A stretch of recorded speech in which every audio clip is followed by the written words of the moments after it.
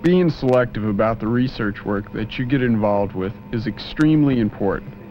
I know I choose my research work depending on the people I'll be working with. Take Dr. Welch's work in laser safety, for example. I want to work with him, even though it means early hours, because he's tops in his field. It's reaching the inside of the eye. So Hi, Gary. You want me to start the procedure for the calibration? Yes, why don't you go ahead and get a well-knowledgeable faculty, you'll definitely have a good department. And fortunately, Texas has a knowledgeable faculty. They are up to date in their fields of interest. They change with the changes. And because of that, the research in the department is current and it is up to date with modern research within the field. Actually, it appears that the faculty is in the top of their field.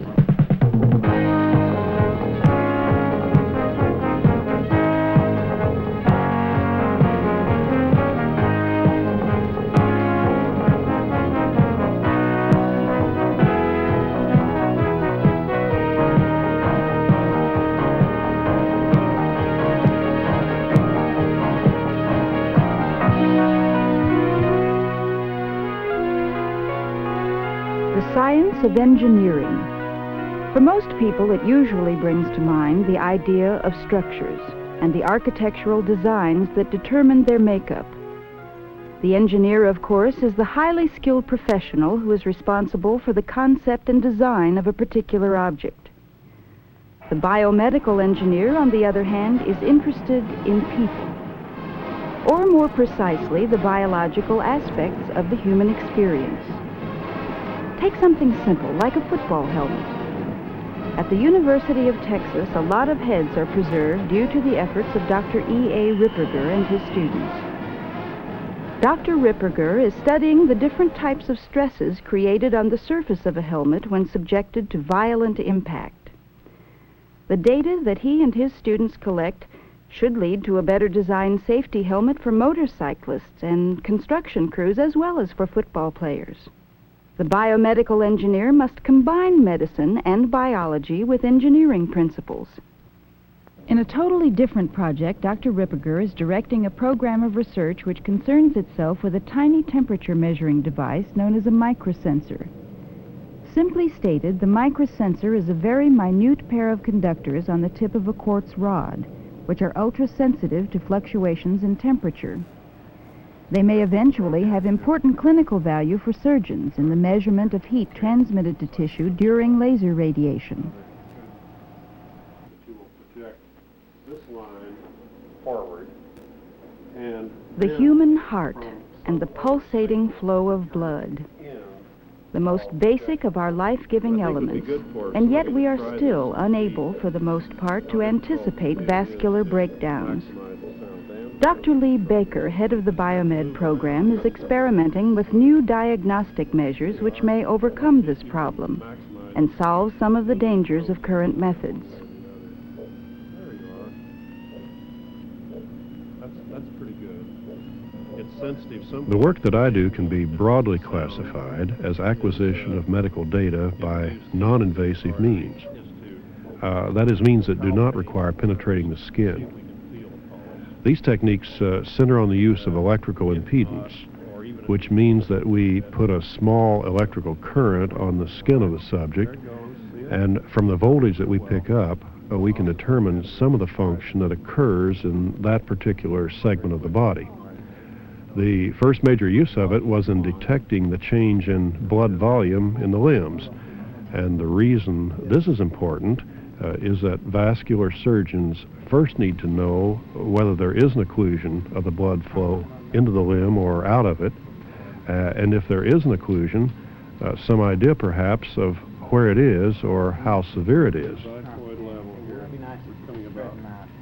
The pulsating nature of our blood also poses many problems to vascular surgery. This unique surgical facility at the university allows students the opportunity to examine these problem areas. One of the most obvious facts about the circulation of the blood is the pulse. We're all well aware of the pulsations which are generated by the heart. These pulses reflect the true nature of the flow of blood in the body. That is, that the blood flows in pulses, in jerks and starts. Unfortunately, the blood is a very complex material from the standpoint of description, being made up of red blood cells, which are very large, relatively large elements, plus a more fluid-like plasma. In our research work, we are directing our efforts towards understanding the pulsal forces, the pulsal pressures, the stresses, and how these things relate to the substructure of the blood. One of the things we have studied is just what happens to the blood immediately following a heart attack. We've gone through one program of study in which we get patients as soon as possible after chest pains occur, or when an attack has been confirmed, and we monitored the course of events of the flow properties of the blood immediately following those conditions. And it's found that the blood is impaired in its flow. A lack of circulation to the heart is the basic thing which brings on a heart attack. It's a fundamental element of so-called heart disease. The energy, the drive, and the creativity of the young mind, the needed ingredients for solutions to research problems. Many times it is the student with the seemingly radical ideas that proves to be the innovator in a research program. UT recognizes this and urges its students to participate in a variety of research programs. In the biomedical department, Dr. Philip Richardson works with students in several different ways. Did you feel your Students volunteering as research subjects are providing needed data on sleep patterns. You're quite comfortable. This program was initially started so scientists could judge the sleep quality of astronauts in outer space by monitoring their heartbeats. Greater insight into sleep patterns and what affects them should be the practical benefits derived from this program. Dr. Richardson is also working on a nutritional therapy for alcoholism. A rather unique type of volunteer aids him in this research, the alcoholic student. How's it been going this week? Okay.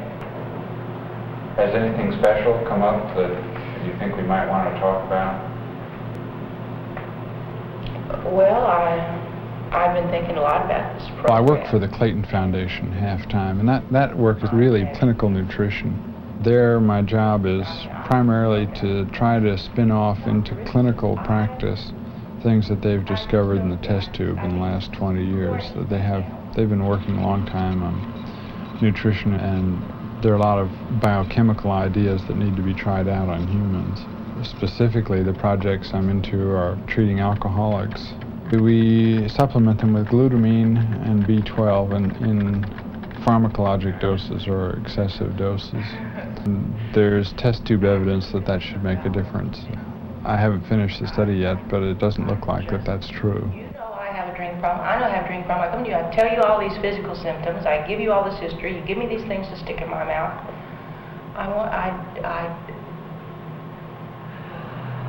I just want some more results. Probably the most interesting project that I am involved with is the research that I am doing with Dr. Diller.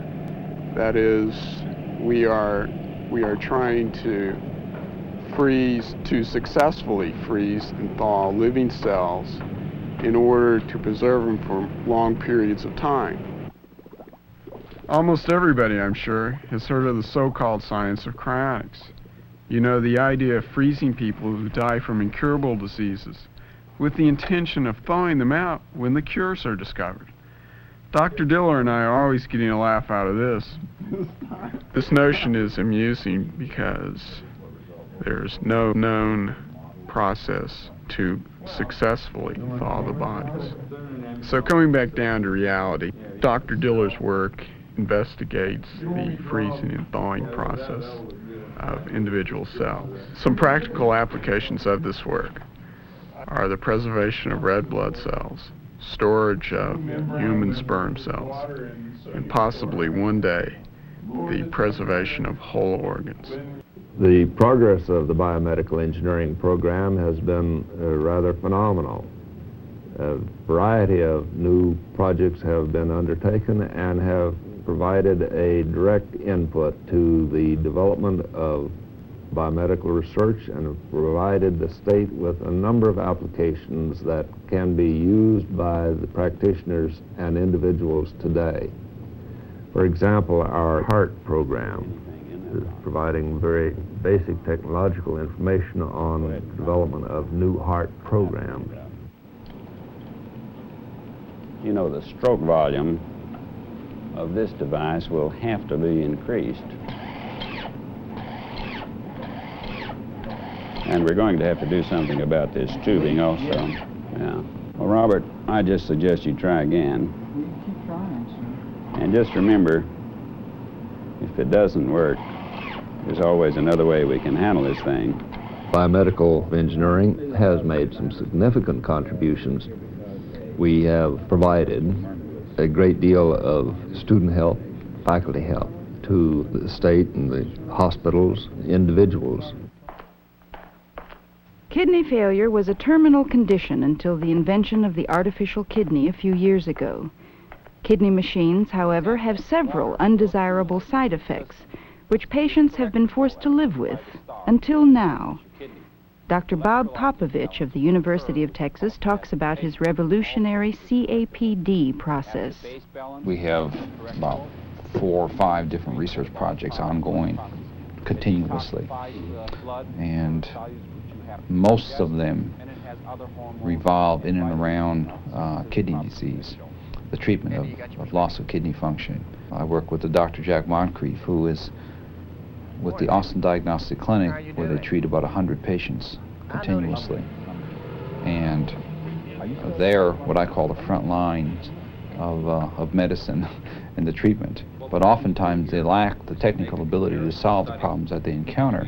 And so that's where I come into the game, in terms of having the necessary technology and engineering skills to take those problems out there, which are amenable to solution, and then solve them. And then do the analogous studies when we get over there. And we'll get the system going here. This system over here is part of the old pumping system, which is necessary using the old technique. Of course, you realize with the new technique, which we've developed at the Austin Diagnostic Clinic with Dr. Moncrief, does not require any of the instrumentation that you see here. Indeed, the solution is infused directly into the patient, as opposed to taking blood from a patient, passing it through the artificial kidney that you see, and having this instrument generate the washing solution, so to speak. And so we have an entirely different... We have a federally funded research project which is called Continuous Ambulatory Peritoneal Dialysis, which is a mouthful. And so we call it CAPD, for simplicity's sake. Not tired? No, I don't. As you know, from now on, you won't have to come into the artificial kidney unit anymore. We'll be using this kind of solution to put into your abdomen, cap it off, and you'll be free to do what you want to do, and you can dialyze at your own convenience at home. This should save you a lot of time. That 10 hours 3 times a week is a thing of the past as far as you're concerned. I think you'll discover that this procedure is somewhat different than the previous procedure. Unless we're wrong, you ought to be feeling just a little bit better than you did in the past. And I think you'll notice a lot of freedom as well. You ought not to also have the problems of being groggy and sleepy after you finish the long-term dialysis, which everybody who does that feels. As y'all are aware, Dr. Popovich and I have been experimenting with this type of procedure for about the last 3 years. We developed it on a patient who had no way of undergoing dialysis using any other technique. Fortunately, we found that it is probably the best technique for dialysis. By doing this, I think Laurie's life will be better. She will be able to do it by herself at home. She will not require a partner. This will mean she will not have to commit some other member of her family to dialyze. I don't know. I suppose, and this may sound corny, that it's the relationship between student and teacher that creates the spark, so to speak. it seems to make things work in biomed. Sure, we have long hours. Sometimes the work is even physically demanding, but it seems to pay off. You know, it's really kind of astounding when you consider that what we're doing here is actually having an impact on the way people live.